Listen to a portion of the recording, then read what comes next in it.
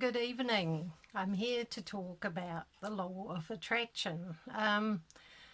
There's so much going on out there about the law of attraction and how it works and how it doesn't work. And, you know, there have been books like The Secret, which they looked at it, but they didn't look at the whole complete package. What was really wonderful about that book is that it brought the whole secret into the mainstream. So people like Oprah and lots of famous people read it and commented on it, and lots of people read it who probably otherwise wouldn't have read a spiritual orientated book. So well done, The Secret. There's a lot more to that though, so if you're really interested, go a bit further and read some other content, some other books about the law of attraction, because it is essentially energy. They're all energy dynamics, and if we actually push for something too hard, we actually push it away from us because our energy is so dense and intense it can't come. So the trick is really to put it out there and then let go. The letting go is the hard part, especially when it's something we really, really want and are really keen on, but it's really essential. Like quite often you may have noticed in life that you tried really hard to do something and it just wasn't working for you, and then you relaxed and let go a little bit and were busy doing something else and bang, it worked, or you remembered. So things do work better when the pressure's off.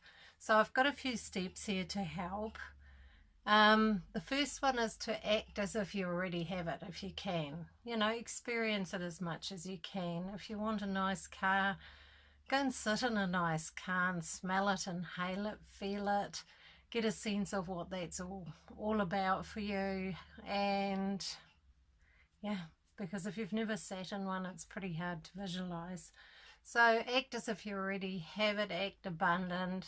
That doesn't mean you have to blow all your money, but also don't scrimp too much, because yeah, that kind of gives out the message that you don't have enough.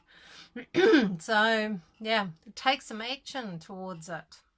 Sitting there on your couch sometimes just isn't enough, but once we start moving towards what we want and start doing things in trust towards that goal, the universe kind of goes, oh cool, here's some energy, it's moving, it's rolling, I'm gonna join in. And that gets what I call momentum, which is one of my favorite terms.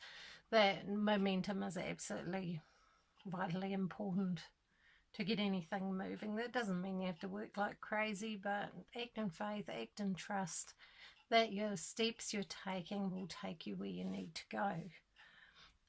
Always think that it is so, as if you already have it. Don't say I want. Say to yourself that you give thanks that you already have abundance, a perfect partner, a nice house, a holiday, whatever it is you've really got your heart set on. Enlightenment, spiritual abilities, all of those things, they're all abundant. The universe is actually naturally abundant. It all sort of goes wrong when we're children and we're taught that it's not, and then we spend half our lives running around believing that. So abundance is actually our natural state. We are here to co-create with the divine and to have fun with it and to enjoy it. So having fun, that's another really important step. If you're visual, draw what you'd like. Some people make vision boards and draw or cut out pictures.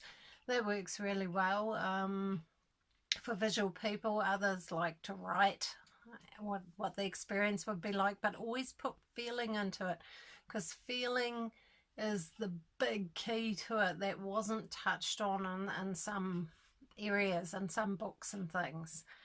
Feeling is what motivates us. Feeling moves energy. Emotion is energy and motion. So feeling is key to attracting abundance into your life. So experience the feeling of what it would be like to have that, or to experience that, or to be healthy. That's another great goal.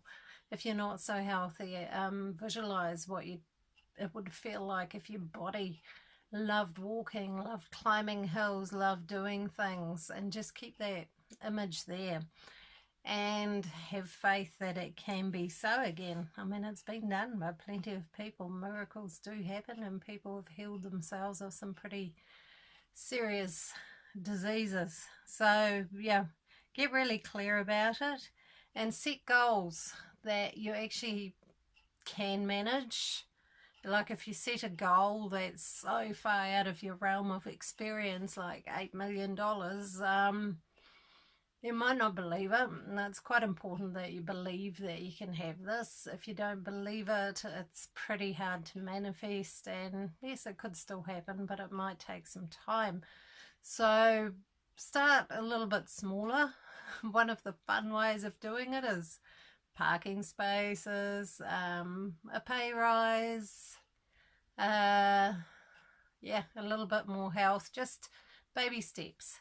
And if you're pretty confident in it, well, then start with slightly bigger steps. If you already have a fair amount of confidence in your ability to manifest and make things happen, then start a little bit higher up.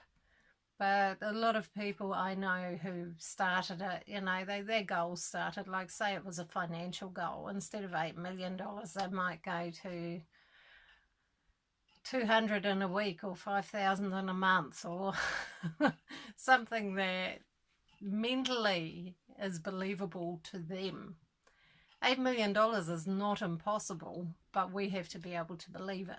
And if we don't, it's pretty hard to manifest that, because we have that little subconscious voice niggling away in there going, are you kidding? Really? What are you doing? So that's less likely to be an issue if we are actually manifesting something achievable. So this can be used in so many different areas: finding a job you love, starting your own business, manifesting the income to be able to do the things you want to do, having a home you love living in, traveling the world, or less in the world, finding somebody who loves you for who you are and you them, health.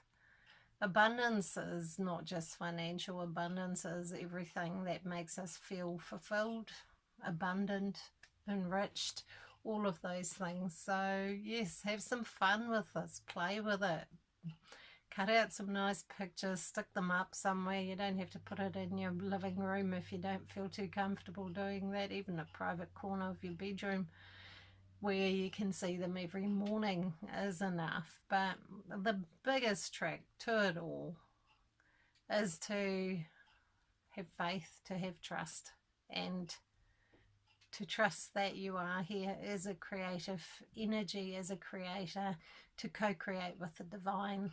We're actually much more powerful than we realize or we've been taught. Well, babies know it. You look at a baby and they actually don't doubt themselves too much at all. If when they're learning to walk, they fall over, they get up, they fall over, but you don't ever see them just sit on their bum and go, well, gosh, this walking, that is just too hard. I can't do this. Babies don't do that. They just keep going. So, but yeah, put it out there, and then also, you know that it is so. It's already happened. Give thanks that it's already happened, and also let go of the outcome, how exactly you think it should happen. That can turn things into a tangle. So staying a little bit relaxed about how you think it should be allows other interesting ways for things to come to you. And they may not be ways that you've even thought about. Yeah, so have fun with it, enjoy it. It's meant to be fun. We're here as playful spiritual beings, exploring this third three-dimensional reality and playing with it. So have some fun and lots of love, and see you next time.